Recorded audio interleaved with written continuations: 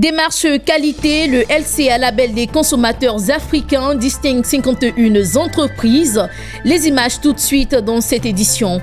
Lancement en Côte d'Ivoire de la foire du Nigeria, une rencontre qui vise à renforcer l'intégration économique entre les deux pays. Et puis nous irons au Togo où s'est tenue la 27e session ordinaire du Conseil des ministres de la tutelle de la CIPRES. Bonsoir à tous et merci de nous rejoindre sur Business 24 Africa. Il est à sa 4e année consécutive, le LCA, label du consommateur, a distingué 51 entreprises africaines dont le produit et les services ont été élus par les consommateurs. La remise des prix s'est tenue ce vendredi à Abidjan. Les détails avec Hervé Blagnon. 2, 1, le vainqueur est l'eau céleste. Les produits et services commercialisés en Afrique à l'épreuve du label de certification. Pour sa 4e édition, le LCA, label de consommateurs africains, a distingué 51 lauréats. Ils ont été élus par les consommateurs selon les critères de rapport qualité-prix, d'attractivité et de satisfaction. C'est un privilège d'être nominé, d'avoir d'abord été nominé et d'être lauréat. Et nous croyons que cela répond aux aspirations de l'équipe nouvelle et dirigeante qui, par ma voix, voudrait ici remercier tous les consommateurs ivoiriens et africains qui ont porté leur choix sur notre modeste entreprise. West Africa s'est donné comme objectif de produire des prestations de qualité. Donc nous avons plus tablé sur la formation de nos agents et puis la qualité des gens qui animent le service des opérations. Pour nous, c'est une aubaine qui nous est donnée après juste 2 ans et demi de création de cette entreprise de déménagement. Et avoir un prix des consommateurs, pour nous, c'est énorme. Ça montre que ce que nous faisons est fiable. Ces entreprises ont fait de la qualité une priorité. En les distinguant, le label des consommateurs africains veut promouvoir les meilleures pratiques dans le monde économique, dont l'innovation. En termes d'innovation, effectivement, depuis 2 ans maintenant, on a ouvert les votes en ligne, dans ce qui connaît une avancée considérable. Et en plus des votes en ligne, de plus en plus de consommateurs deviennent de plus en plus avertis. Donc on a beaucoup de consommateurs qui, justement, à qui on donne la parole, qui répondent positivement. Pour le gouvernement ivoirien, le label des consommateurs africains est une plateforme qui vise la consolidation des entreprises sur le marché à travers les normes de qualité. Vous savez que la qualité est essentielle dans tout processus de fabrication. La qualité est le gage de la pérennité des entreprises. Chefs d'entreprise et responsables d'organisations de consommateurs ont marqué leur soutien au label de consommateurs africains. Pour eux, c'est une initiative de promotion de l'excellence et de l'innovation dans le secteur de la consommation. L'idée de certifier les meilleurs produits et services d'un pays participe, de mon point de vue, à l'éclosion d'une nouvelle façon de faire. Chaque homme d'affaires doit avoir un réflexe de demander des verdicts des consommateurs. Et cette année, c'est une célébration pleine de symboles qui marque vraiment un nouveau départ, un travail collaboratif entre le ministère, les organisations de consommateurs et la direction du label des consommateurs. Donc les jours à venir s'annoncent assez meilleurs pour les consommateurs dans notre pays. Le label des consommateurs africains est le premier label africain des produits et services élus par les consommateurs. Il est attribué chaque année par les consommateurs aux produits et services commercialisés en Afrique. En Côte d'Ivoire, l'entreprise Uniwax, spécialisée dans le textile, vient de lancer un produit révolutionnaire. Elle permet désormais à ses clients de choisir et de personnaliser leur pagne à travers des images, des couleurs et même des motifs de leur choix, et cela à travers des outils technologiques. C'est un reportage de Lawani Babatunde, Marus Seri et Odilon Togba. Passer des dessins généralisés aux motifs personnalisés, c'est l'innovation introduite par Uniwax pour fidéliser ses clients et conquérir de nouveaux marchés. Cette révolution est dénommée Pagne à la demande. Grâce à une plateforme numérique, les clients de cette entreprise spécialisée dans la fabrication du pagne peuvent désormais choisir leur motif, photos, images, textes et couleurs pour célébrer des événements heureux et moins gais. C'est plutôt une très bonne idée, une très bonne nouvelle, surtout pour les personnes qui sont adeptes du digital, de pouvoir avoir un pagne à son image, en fait, de pouvoir créer, si on veut, son pagne en quelque sorte. Digitalisation, donc maintenant on n'a plus besoin de se déplacer. Étant à la maison, je fais ma commande, je mets mes motifs, je mets le test et je suis fier. Il fallait y penser. Il fallait surtout penser à satisfaire davantage l'évolution des goûts, des envies des consommatrices et des consommateurs.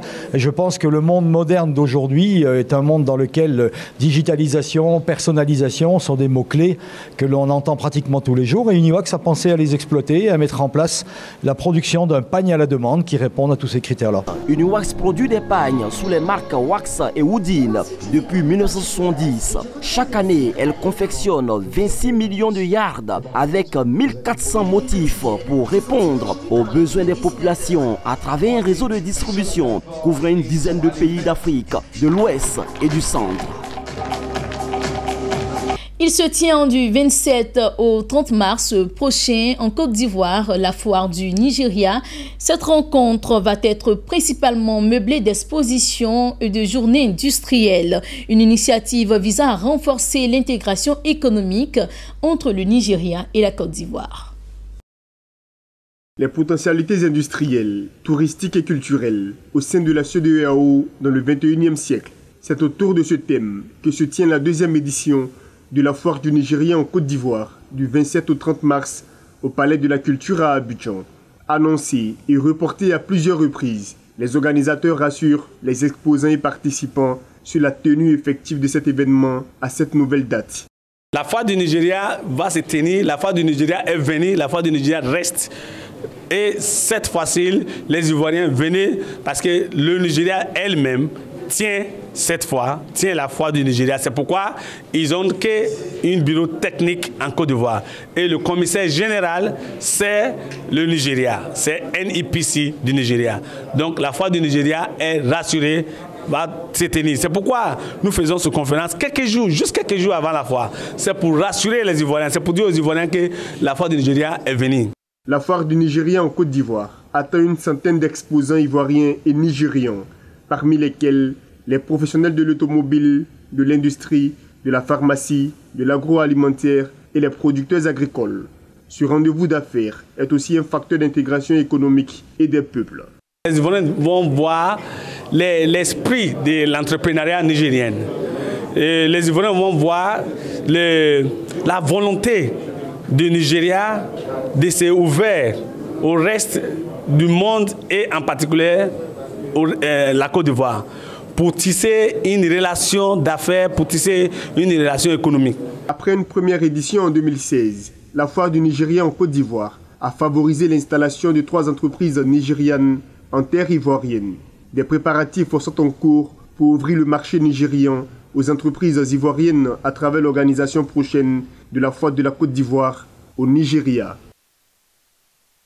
À présent, on parle de santé. Dans cette édition, les responsables de l'hôpital Mère-Enfant étaient face à la presse ce vendredi. Objectif, dresser le bilan d'une mission chirurgicale bénévole intervenant sur une vingtaine d'enfants souffrant de sténose caustique.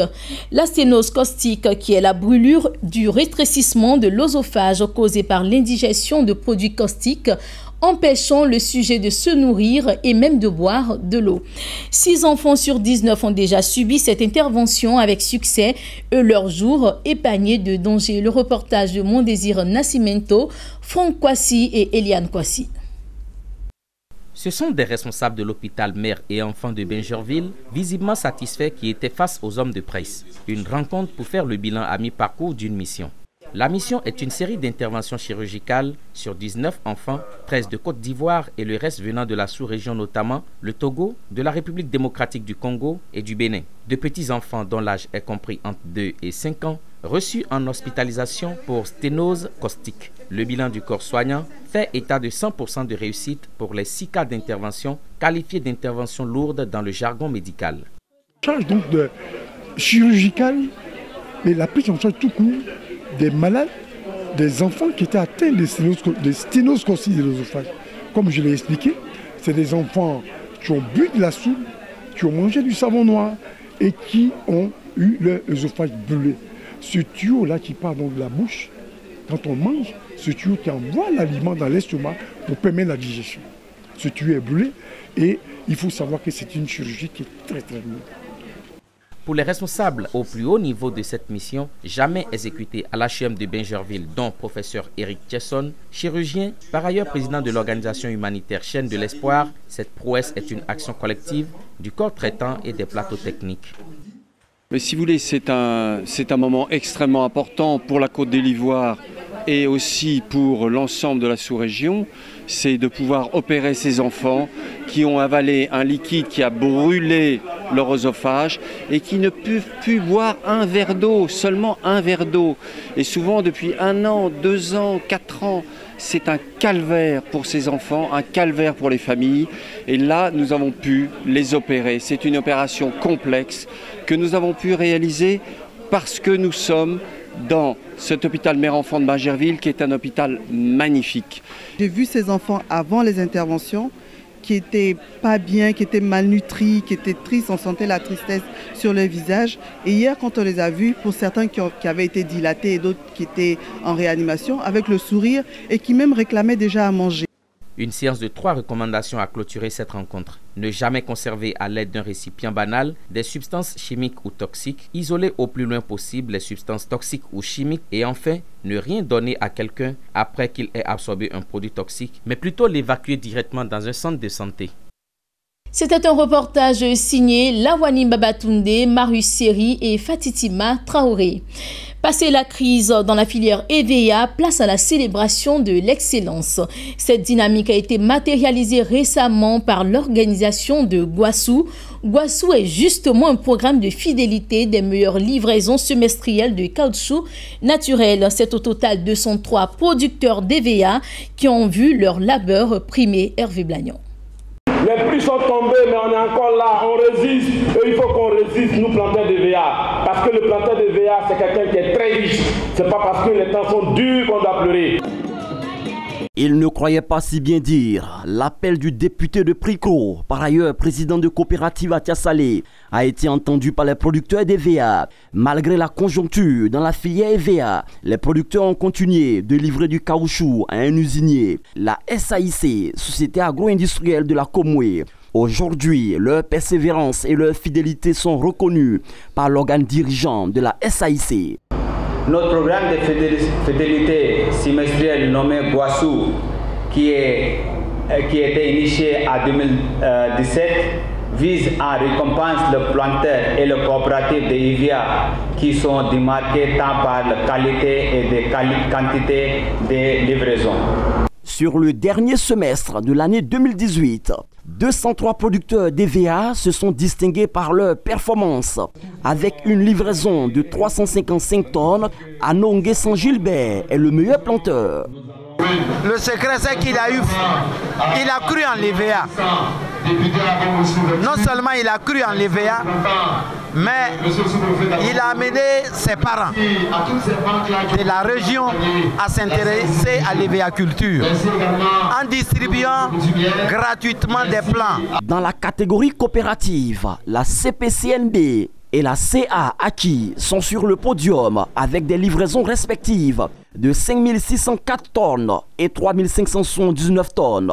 Beaucoup de coopératives se limitent seulement peut-être à l'achat et à la vente, mais le secret de CPCNB, c'est véritablement une société coopérative. Une coopérative qui développe en son sein des services sociaux. Aujourd'hui, nous avons un produit d'assurance vie. Nous avons l'élaboration d'un produit d'assurance maladie qui est en cours. Nous amenons nos planteurs à épargner. Aujourd'hui, la confiance est née entre les planteurs et nous. Tous sont associés en coopérative avec nous et on compte aller de l'avant, accroître la production et essayer de voir dans quelle mesure il faut les aider pour que ils soient à l'aise, il ait un bien-être vis-à-vis d'eux. Les lauréats ont exprimé leur gratitude à la SAIC en remettant à ses responsables des attributs qui font d'eux des rois. Guassou est un programme de fidélité qui récompense les meilleures livraisons semestrielles de caoutchouc à la SAIC. Pour la prochaine édition, les livraisons seront évaluées sur la période allant de janvier à juin 2019. Après la Côte d'Ivoire, rendons-nous à Lomé, capitale du Togo. Elle a récemment accueilli la 27e session ordinaire du Conseil des ministres de la CIPRES. Occasion pour les délégations de 17 États membres de réfléchir à une meilleure gestion des organismes de prévoyance sociale. Nos correspondants au Togo nous font le point.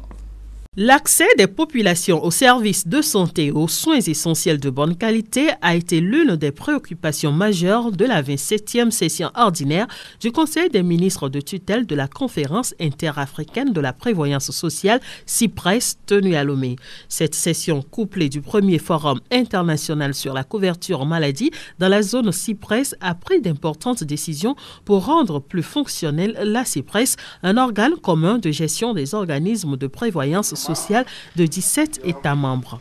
Une des décisions les plus importantes, c'est d'une part les orientations données par le Conseil des ministres pour l'opérationnalisation de la Convention multilatérale de sécurité sociale de la CIPRES, afin de favoriser la mobilité professionnelle au sein de notre zone. Nous ne manquerons pas du tout de ne pas souligner l'importance qui a été donnée aux décisions qui sont issues du premier forum sur la couverture maladie. Les participants aux travaux du premier forum international sur la couverture maladie ayant précédé le Conseil des ministres ont demandé aux États de privilégier les modèles mixtes dans la conception des régimes de couverture maladie et l'approche progressive dans la mise en place de la couverture maladie universelle. Ils ont insisté sur les actions à mener pour la mise en place d'un cadre de coopération internationale en matière de couverture maladie entre la CIPRES, l'OMS et le BIT. Pour nous, c'est de faire le maximum, au moins d'assurer le maximum de la population. Qu'au niveau de la protection sociale, au niveau de chaque pays, qu'il y ait un budget conséquent pour effectivement mettre en place l'assurance maladie. Maintenant, nous, au niveau du secrétariat exécutif, nous avons mis les stratégies pour appuyer tous les pays membres qui veulent bien effectivement s'engager sur cette voie. Les travaux du forum ont été présidés par le Premier ministre togolais Komiselan Klassou. Celui-ci a relevé les actions engagées par le gouvernement togolais pour parvenir à la couverture maladie universelle. Au terme du dialogue social tripartite de 2006, le Togo s'est engagé à offrir à tous ses concitoyens, sans exception, une protection sociale à travers la couverture maladie comme porte d'entrée. Cet engagement a été concrétisé par la mise en place en 2011 d'un régime obligatoire d'assurance maladie au profit des agents publics et assimilés. L'étude et l'adoption du budget 2019 de l'institution a également été au centre des travaux de cette 27e session ordinaire du Conseil des ministres de tutelle de la Conférence interafricaine de la prévoyance sociale CIPRES. Le budget exercice 2019 adopté par le Conseil des ministres est en hausse de 5% en rapport avec la construction du siège de l'institution à Lomé. Les travaux sont en cours de réalisation. Les ministres ont visité le chantier pour constater leur avancement. Ça va doter notre institution d'un espace de travail beaucoup plus confortable, beaucoup plus adapté. Nous espérons que très rapidement, les travaux seront achevés et qu'on peut commencer à travailler dans cet immeuble dans les mois qui viennent. Gilbert Bawara, ministre togolais en charge de la protection sociale, a été porté à la tête du Conseil des ministres de la CIPRES. Il succède ainsi au ministre sénégalais du Travail et du Dialogue social. Il faut rappeler que la Conférence interafricaine de la prévoyance sociale CIPRES a été créée en septembre 1993 à Abidjan, en Côte d'Ivoire.